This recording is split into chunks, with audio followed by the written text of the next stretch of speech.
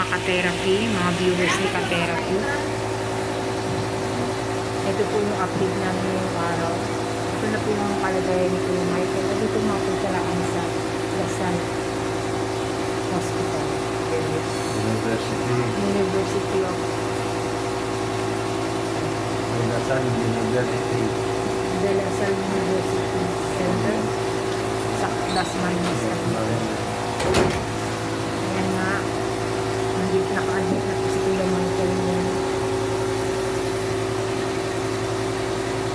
Update ko lang po na hindi po kami natuloy sa PGH ba yun? Hindi po kasi namin nabanggit kay ka-therapy vlog na Hindi na kami umabot ng PGH. basta lang po kami nag-send ng video sa kanya. Hindi po namin na open na wala kami sa PGH.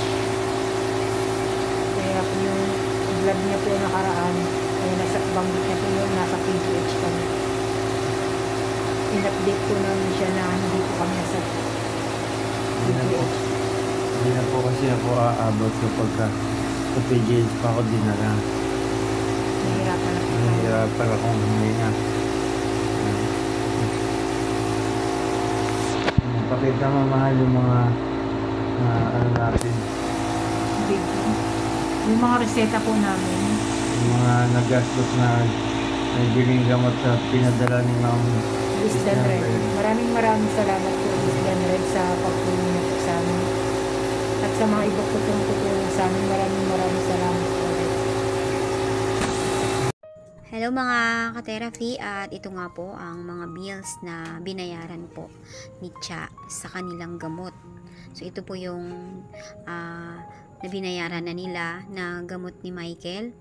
At ito po ay nabayaran sa tulong po ng ating mahal na sponsor. At ayan po, ay labis-labis po ang aking pasasalamat kay Ma'am Less Than Red from Ohio, USA. Ma'am, maraming salamat po ma'am sa inyo pong handog, kina Chacha at Michael. At kahit papaano po ay naitawid po ang gamot nila ng ilang araw po. Pero sa ngayon po ay nangangailangan po sila ulit ng gamot. Ayon po sa kanilang doktor ay kung ang steroid po na nire-request nila ay maibigay kay Michael ang 3 session, sila daw po ay pwede na pong umuwi. At ito nga po ay ang pinakamabigat na gamutan ng kanyang lupus. Ayan mga ka-therapy, ang update po natin sa tulong po na natanggap ni Chacha at Michael para po dito sa napakahirap na kalagayan ni Michael na lumala po ang kanyang sakit. Ayan, Ma'am Less Than Red, maraming salamat po sa inyo pong gininto ang puso at nabawasan po ang stress. Michael at Cha, nabawasan po ang kanilang stress dahil kahit paano ay nakabili po sila ng gamot. Ayan po.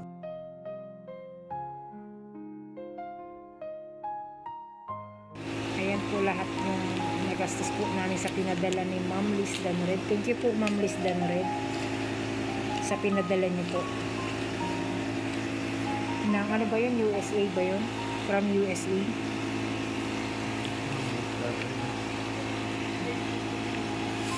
Ayan na po Ma'am Less Than Red. Ay, ang dami po.